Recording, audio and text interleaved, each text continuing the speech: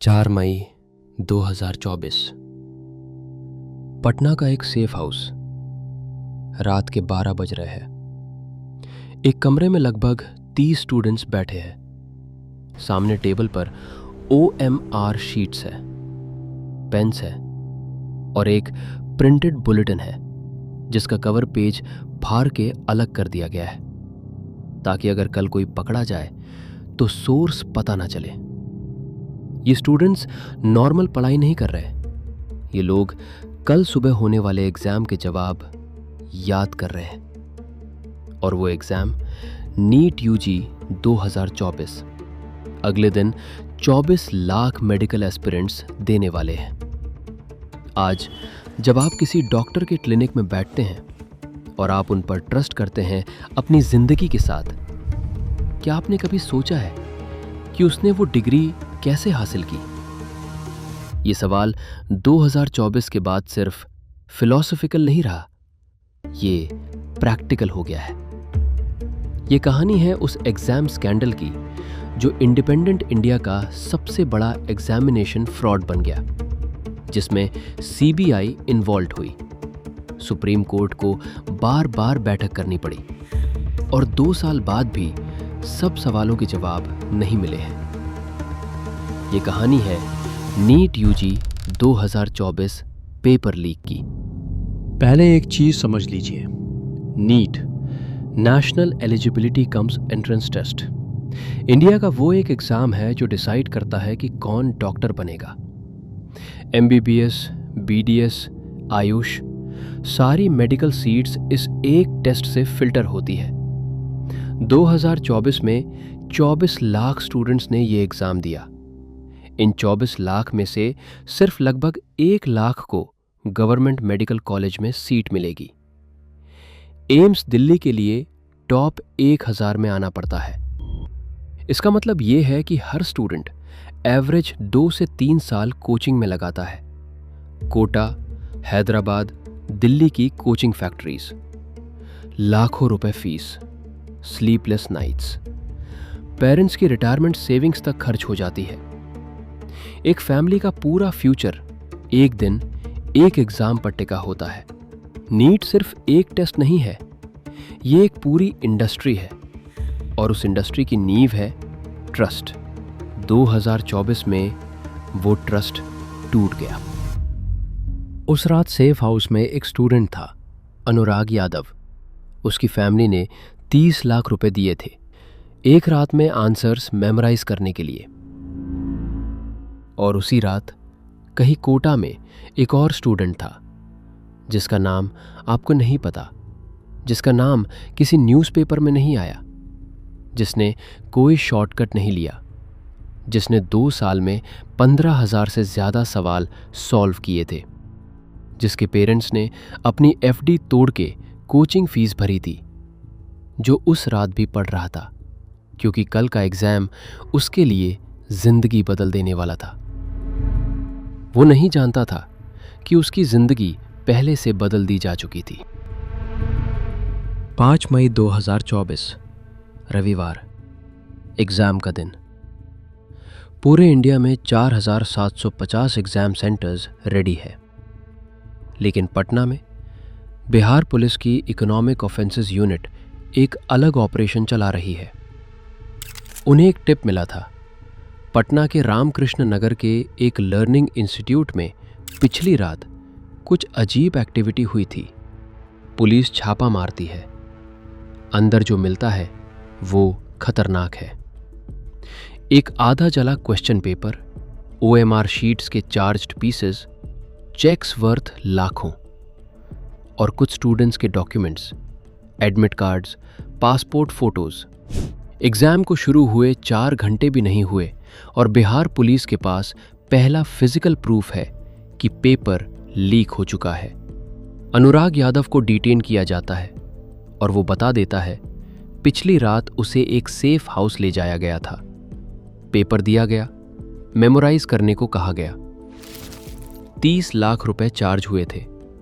ये सिर्फ एक स्टूडेंट था, सेफ हाउस में 30 थे, लेकिन तब तक 24 लाख स्टूडेंट्स एग्जाम दे चुके थे और किसी को नहीं पता था कि क्या हुआ है। मैं के पहले हफ्ते में बिहार की इकोनॉमिक ऑफेंसेस यूनिट ने 13 लोगों को अरेस्ट किया। इनमें 4 स्टूडेंट्स और बाकी अलेज्ड मिडिलमैन और एजेंट्स। पहला बड़ा नाम जो बाहर आया, सिकंदर यादवेंदु, बिहार गवर्नमेंट में जूनियर इंजीनियर, और उसका साला अनिल कुमार, लोकल नेटवर्क का कोऑर्डिनेटर। लेकिन इन्वेस्टिगेटर्स जानते थे ये छोटी मछलियां हैं। और बिहार अकेला नहीं था। 1200 किलोमीटर दूर गुजरात के गोधरा में एक अलग ऑपरेशन चल रहा था। जय जालाराम स्कूल, एक फिजिक्स टीचर तुषार भट्ट, एक कंसल्टेंट परशुराम रॉय और उसका रॉय ओवरसीज नाम का कोचिंग सेंटर। इनका मॉडल थोड़ा अलग था। ये पेपर लीक नहीं करते थे, ये सीधा सौदा करते थे। स्टूडेंट को पेपर सॉल्व करने नहीं आता, कोई बात नहीं, बस OMR शीट ब्लैंक छोड़ दो, हम बाद में भर देंगे। रेट पर स्टूडेंट 10 लाख रुपए। पुलिस को 7 लाख कैश मिला तुषार भट्ट की गाड़ी से। 26 स्टूडेंट्स की लिस्ट मिली जिन सब की डील पक्की हो चुकी थी। यह बिहार लीक से अलग ऑपरेशन था। Same exam, same date, same लूट। यानी प्रॉब्लम एक शहर की नहीं थी, ये एक नेशन वाइड इंडस्ट्री थी। हर रीजन अपना मॉडल चला रहा था। और जिस बड़े नाम तक बिहार की इन्वेस्टिगेशन पहुंची, वो कोई नया प्लेयर नहीं था। संजीव मुखिया, नालंदा, बिहार का रहने वाला। इसका नाम FIR में लगभग 1 दशक पहले आया था। बिहार कांस्टेबल भर्ती लीक, फिर 2017 में, फिर 2019 में, फिर 2023 का BPSC टीचर रिक्रूटमेंट लीक, फिर 2024 का नीट। हर बार नाम, हर बार चार्जेस, हर बार बाहर। 2024 तक ये इंसान बिहार के एग्जामिनेशन अंडरवर्ल्ड का सबसे रिलायबल नेम बन चुका था। पुलिस रिकॉर्ड्स में सॉल्वर गैंग का मास्टरमाइंड, रियल लाइफ में अनटचेबल। उसका मोडस ऑपरेंडी सिंपल था। पेपर 12 से 24 घंटे पहले हासिल करो, ट्रस्टेड स्टूडेंट्स को सेफ हाउस में बुलाओ, सुबह तक सारी आंसर कीज रट्टा लगाओ। पर स्टूडेंट रेट 30 लाख से 50 लाख रुपए। और वो अकेला काम नहीं करता था। उसका बेटा शिव कुमार अलियास बिट्टू पटना का सेफ हाउस ऑपरेशन संभालता था। फादर सन बिजनेस, फैमिली एंटरप्राइज। लेकिन एक सवाल अभी भी बचा था, पेपर आया कहां से? इसका जवाब हजारीबाग, झारखंड में मिलने वाला था। नीट के पेपर्स इंडिया में SBI की स्पेशलाइज्ड लॉजिस्टिक सर्विस से डिस्ट्रीब्यूट होते हैं। सील्ड मेटल ट्रंक्स में GPS ट्रैक्ट। हर ट्रंक को स्पेसिफिक डेट और टाइम पर ही सेंटर पर खोला जाता है। हजारीबाग का ओएसिस स्कूल एक नीट सेंटर था और उस सेंटर पर पेपर शेड्यूल से काफ़ी पहले खोल दिया गया था। CBI की इन्वेस्टिगेशन में सामने आया स्कूल के प्रिंसिपल एहसानुल हक इन्वॉल्व था। उन्होंने ट्रंक्स का प्रीमेच्योर एक्सेस दिया। पेपर एक फोटोग्राफर ने मोबाइल से क्लिक किया और वो इमेजेस टेलीग्राम और व्हाट्सएप के थ्रू सर्कुलेट की गईं। हजारीबाग से पटना पेपर किसके थ्रू पहुंचा? एक local journalist Jamaluddin Ansari. Time difference लगभग 4 घंटे, यानी पेपर एग्जाम से 4 घंटे पहले बाहर था। लेकिन एक बात थी जो पूरी साजिश में सबसे कैलकुलेटेड था। वो ये नहीं था, वो अगले महीने होने वाला था।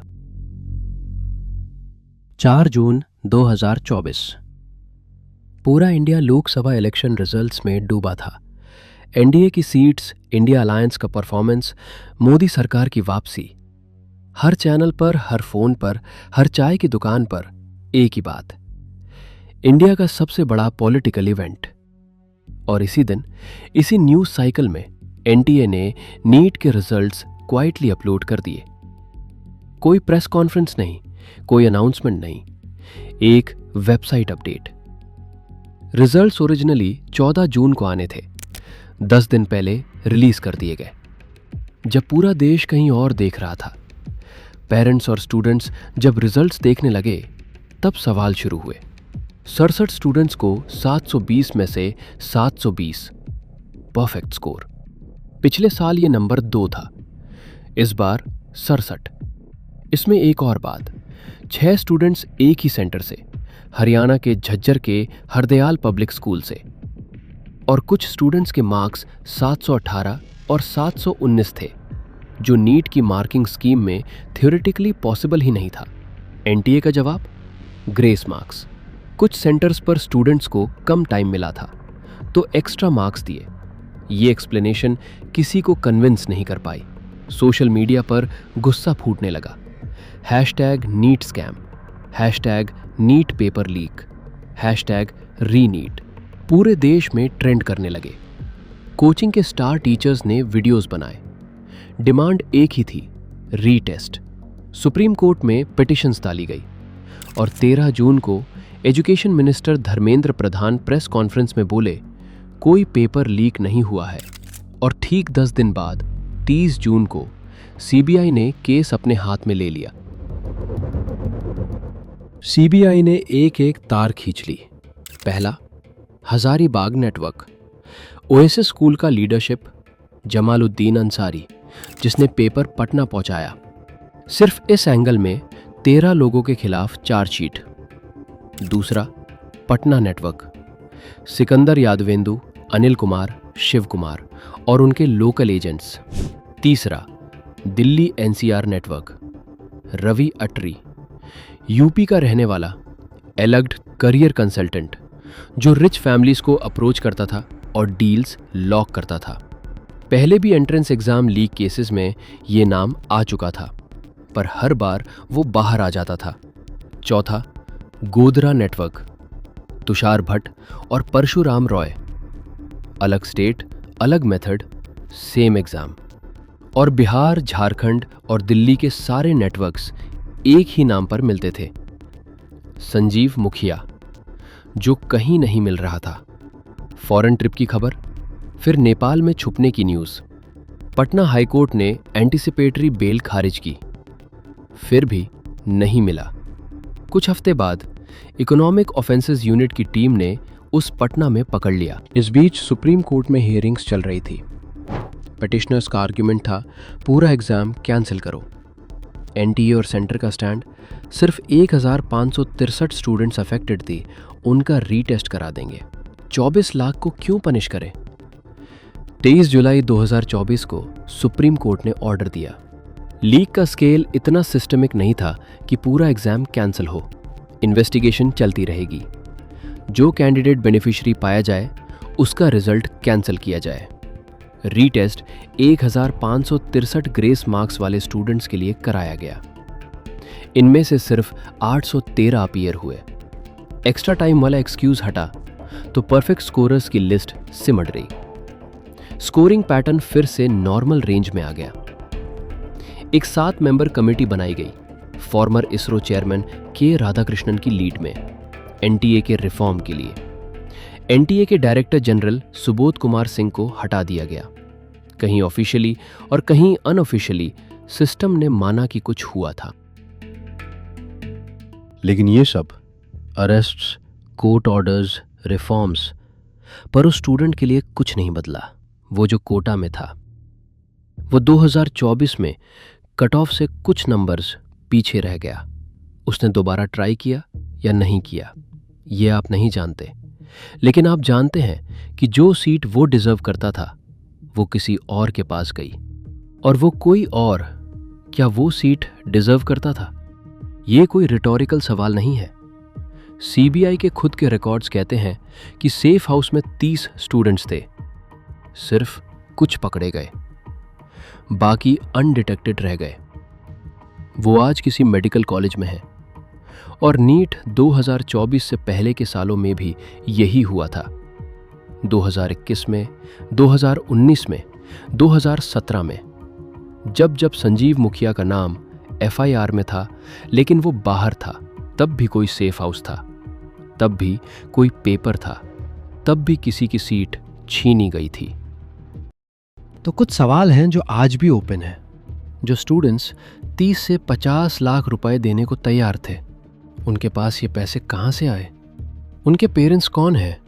कौन सी फैमिलीज़ हैं जो अपने बच्चे के डॉक्टर बनने के लिए क्रिमिनल नेटवर्क से डील करती हैं? और संजीव मुखिया, जिसका नाम हर बार एफआईआर में था, हर बार बाहर, क्या ये सिर्फ सिस्टम की फेलियर थी या कुछ और था जो उसे इतने साल बचाता रहा? गवर्नमेंट ने public examinations prevention of unfair means act 2024 notify किया। 10 साल तक जेल, 1 करोड़ रुपए फाइन, कागजों पर स्ट्रॉन्ग। लेकिन जो एक्ट फरवरी में पास हुआ था, वो जून में लीक के बाद नोटिफाई किया गया। 2024 ने एक बात क्लियर कर दी, नीट पेपर लीक सिर्फ एक स्कैम नहीं था, ये एक इंडस्ट्री थी। संजीव मुखिया जैसे लोग इसके सीईओज थे। हजारीबाग के स्कूल्स इसके वेयरहाउसेस थे। पटना और गोधरा के सेफ हाउसेस इसके क्लासरूम्स थे। और रिच फैमिलीज जो अपने बच्चों के फ्यूचर के लिए एक क्रिमिनल नेटवर्क से डील कर सकती थी, वो इसके क्लाइंट्स थे। और बाकी 24 लाख इनोसेंट स्टूडेंट्स इस इंडस्ट्री के विक्टिम्स थे। और इस इंडस्ट्री का सबसे चालाक काम ये था कि वो बिल्कुल फेयर दिखती थी। Same centres, same trunks, same sealed envelopes, बाहर से सब सेम था। तभी उस कोटा वाले स्टूडेंट को भी नहीं पता था। जब वो रात को लास्ट रिवीजन कर रहा था, तब उसे नहीं पता था। जब वो सुबह एग्जाम हॉल में बैठा कॉन्फिडेंट था, तब भी नहीं पता था। जब रिजल्ट्स आए 10 दिन पहले इलेक्शन रिजल्ट्स की धूल में, तब भी शायद उसने सोचा कि बस थोड़ा सा रह गया। सबसे बड़ी बात, जिस बात का जवाब किसी के पास ऑफिशियली नहीं है, वो ये है कि जो लोग सेफ हाउस से निकले अनडिटेक्टेड और जिन स्टूडेंट्स ने पैसे देकर पेपर खरीदा था, वो आज कहाँ है? और कोई, न सरकार, न एनटीए, न सीबीआई, कोई इसका पूरा जवाब नहीं दे सकता। वो कोटा वाला स्टूडेंट आज भी वेट कर रहा है। और वो सारे स्टूडेंट्स जो इस पेपर लीक में शामिल थे, वो उससे बहुत आगे निकल चुके हैं।